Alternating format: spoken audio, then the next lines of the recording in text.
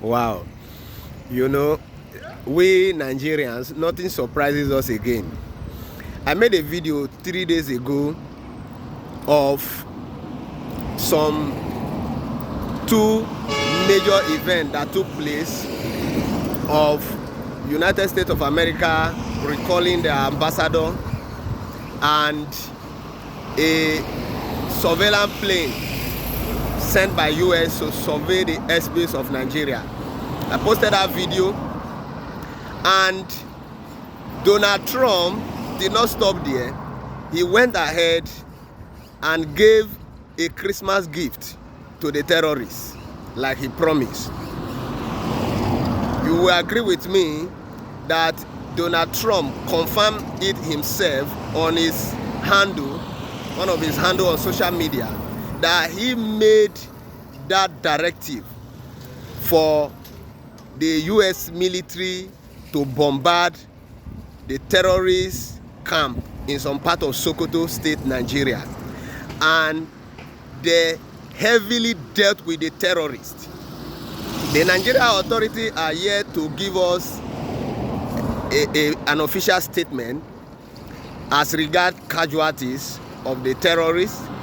We were made to understand from the feedback we are getting from the US that no civilian casualty was involved. The targets were severely destroyed. And this is a lesson to the Nigerian government and other governments in Africa. If you want to deal with terrorists, go ahead and deal with terrorists. But unfortunately, this morning, as I late last night to this morning, Sheik Gumi, who is a well-known terrorist sympathizer, have issued out a statement that Nigeria government should stop collaborating with US government. Sheik Gumi is condemning the airstrike on the terrorists by the US government. Sheik Gumi is condemning it. It is unfortunate, and it is only in Nigeria that a terrorist sympathizer who was recently deported by Saudi Arabia government because of his profile they already have, a terrorist sponsor like Sheik Gumi should not be living free in Nigeria. How can we continue to live and hobnob with terrorist sponsors? Some of them are in the present government, and we expect them to have any effect, the Nigerian government to have any effect on terrorists. It is only outsider, and God bless Donald Trump, the United States president, who is able to come to the rescue of Christians with this airstrike that just took place on Christmas Day.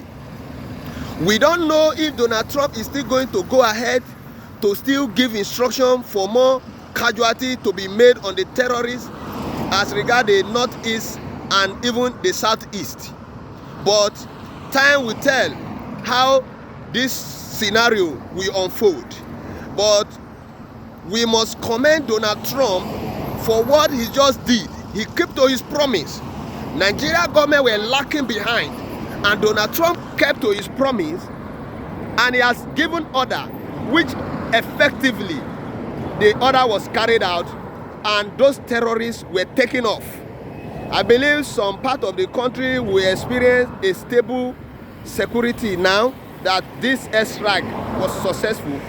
And just like Sheik Gumi is saying that this airstrike is going to make more terrorist groups to come up, let him sponsor more of them. And Donald Trump is still there, weighing the powers of the United States of America. He will still come to the aid of the country. And we must thank everyone that have made this strike possible. And we strongly believe that if the Nigerian government continue to display inefficiency and ineffectiveness as regard fight of security, we will heavily rely on the outside world, outside the country, to come to our aid. Over 5.7 trillion was budgeted in the last budget the last fiscal year for security? Is it that this money, these trillions, is being budgeted for sharing purposes? I'm not asking this question rhetorically. It has become a fact because every year the security budget continues to increase and we continue to experience insecurity.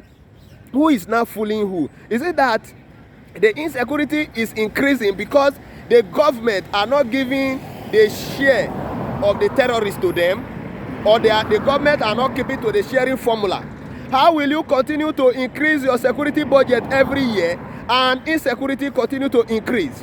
The Nigerian government need to answer this question so that we will know, though we already know that they are sharing this money. A lot of generals are living flamboyantly, living as they like, living exorbitantly, living a luxurious life. Some of them are staying in 5-star hotels at the detriment of the life of the citizens that are being wasted every second in many parts of the country. How long are we going to continue to witness this imbalance in our security architecture? I pray time will tell